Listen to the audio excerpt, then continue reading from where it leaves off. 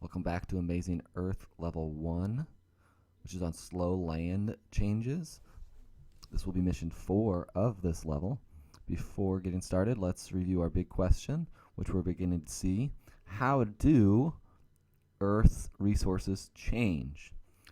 And how we're seeing it in this level is that our rocks change on Earth. Rocks are a resource, so how do they change while on Earth's surface? Our key point for the entire quest: Earth's surface is constantly changing. These changes occur either slowly through weathering, erosion, and deposition, or rapidly because of natural disasters like earthquakes and volcanoes. Humans can also change Earth's surface both positively or negatively. By studying Earth's changes and natural resources like minerals, rocks, and soil, humans can determine how to use natural resources to survive and where to build structures used for living. This will be mission 4, which will be on erosion and deposition. Our mission objective is to explain the relationship between weathering, erosion, and deposition in changing Earth's surface. Our challenge questions, as you need to be answering throughout this mission, are: what is erosion? So with this, I'm looking for what is the definition of erosion? What are the causes of erosion? What is deposition? And how can we control erosion and deposition from happening? In this mission, you will learn how rocks that have weathered or broken down move from place to place on Earth's crust. You will discover what causes these rocks to move from place to place and what happens when they stop moving. Before starting the rest of this mission, I want us to review and to remember that if a rock is broken down by weathering but stays in one place, it's just weathering. However, if and when that broken down piece of rock starts moving, then it's erosion. And that's what we'll be focusing on in this mission. Before getting started with the notes for this mission, we're going to watch a video on erosion. Please make sure that you are watching and learning what we will be discussing in this mission. Erosion. Erosion is the movement of weathered rocks and soil. In erosion, pieces of the Earth's crust are picked up and carried away. But how does this happen? Wind, flowing water, waves, ice, and gravity are all the agents of erosion.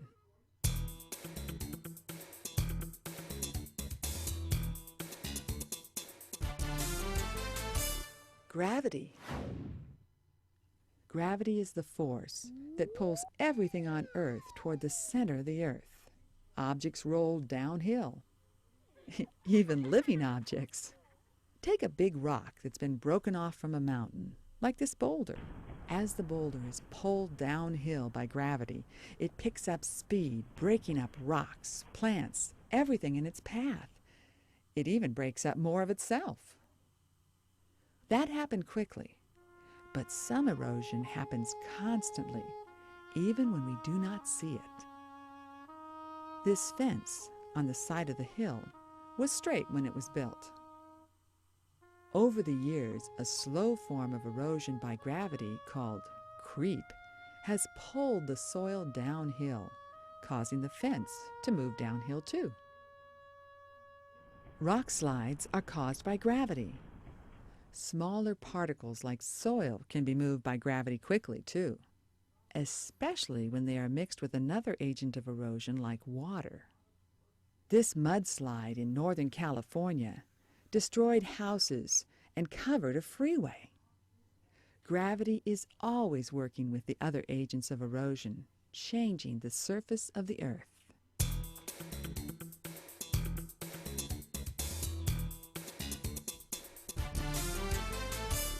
Ice. Erosion can also be caused by moving ice, like glaciers.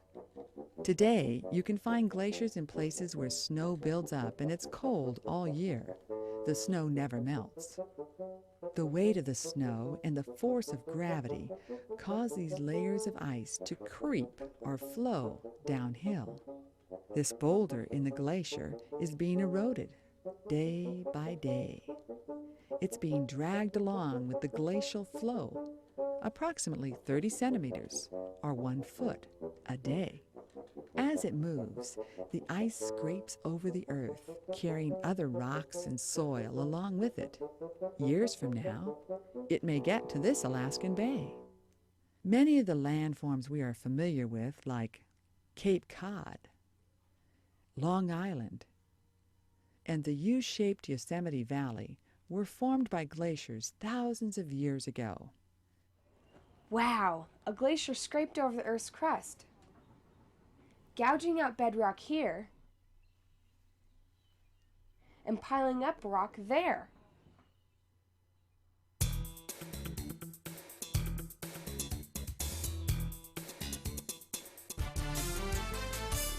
Wind. The wind is blowing over this sandy desert. You can see ripples in the sand, similar to the ripples you see in water when it is moved. In wind erosion, particles of sand are picked up and moved by the wind. When the wind slows, they will be dropped. Over time, they may form huge piles of sand called sand dunes. On another day, the wind may pick up the sand on this dune and move it to form a dune at a new location. When wind does this in farmland, the effect can be very destructive. In the 1930s, there was a drought in the middle of the country. No rain fell and the soil dried up. Wind picked up the precious topsoil needed to grow crops and destroyed many family farms. Over the years, sand carried on the wind may have eroded away whole mountains, leaving behind these bizarre-shaped landforms called outliers that are wearing away more day by day.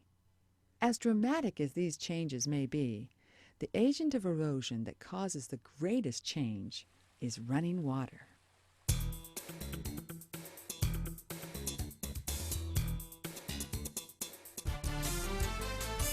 Water. From the moment water touches the earth, it moves it. We can see this if we look at raindrops on sand. Each drop of water moved some sand. Running water can drop particles in places miles and miles away from where they were picked up. Can you imagine the amount of weathered rock moved by this storm? Or in this waterfall? You can see this at the ocean with each pounding wave. They can break up rocks and shells into smaller pieces. Waves are constantly carrying these materials, along with your favorite sandcastles, out to sea. Who knows what new shore they may wash up on?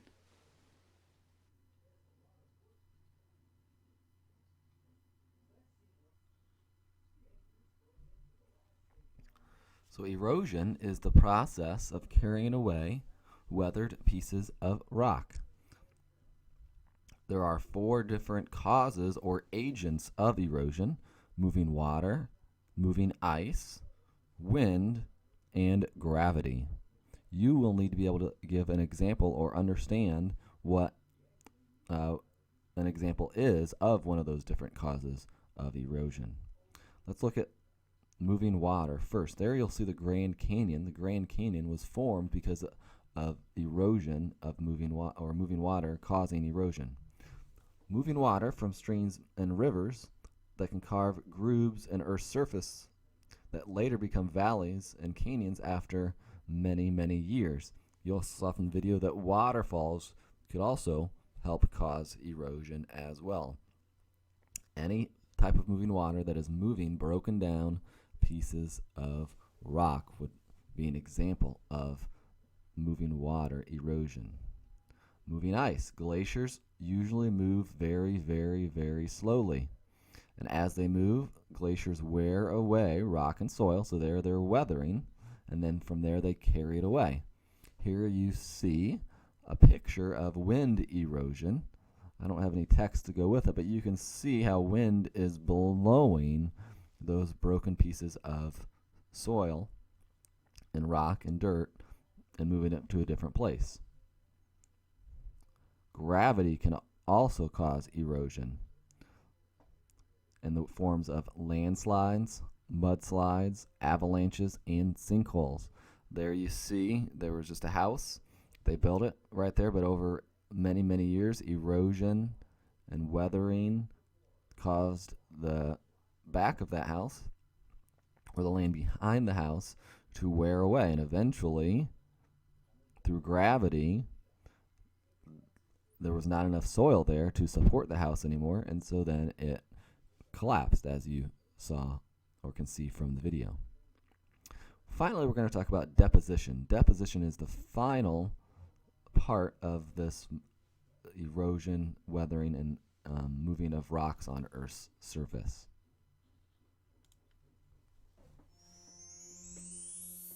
Deposition. Deposition is the dropping off, the depositing of eroded rock.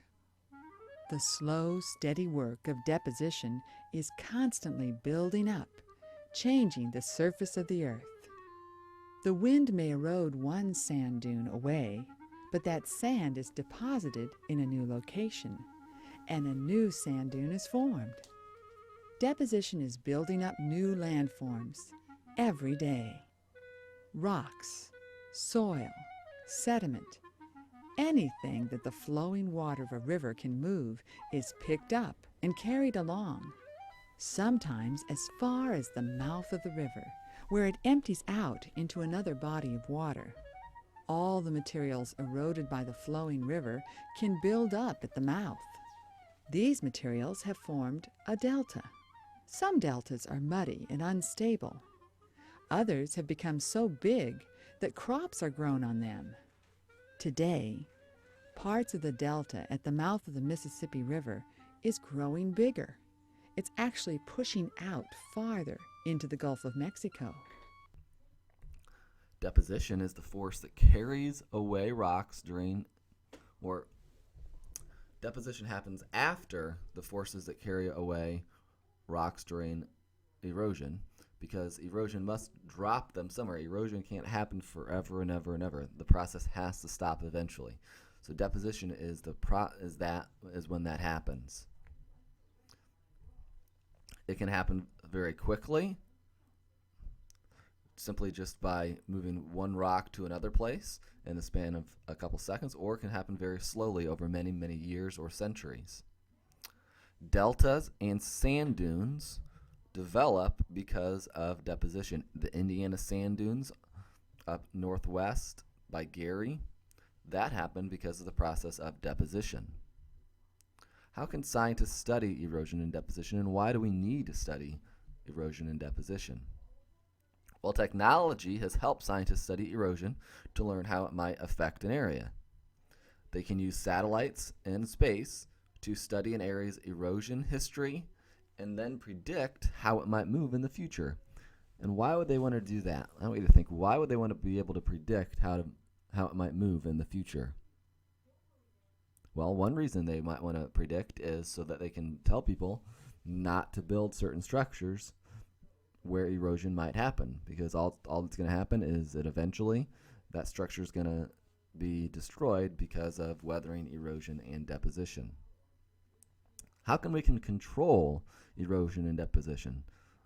Well, we can plant trees and other plants because they help stop wind and water from eroding rocks and soil. So that's one thing that we can do to help stop erosion. We can also build barriers to help prevent landslides along coast. So large structures might help prevent landslides along coast. Both of those things are things that we can do as people to help control erosion and deposition. Let's summarize this mission. When weathered pieces of rock are moved from one place to another, it is called erosion. Many forces help cause erosion: water, ice, wind, and gravity. When the weathered pieces of rock find a new home after erosion has taken place, it is called deposition. Please take the time right now, if you have not answered the challenge questions in your notes, to answer them. And I will look forward to seeing you in Mission 5, the last mission of Level 1. If you have any questions, please let me know.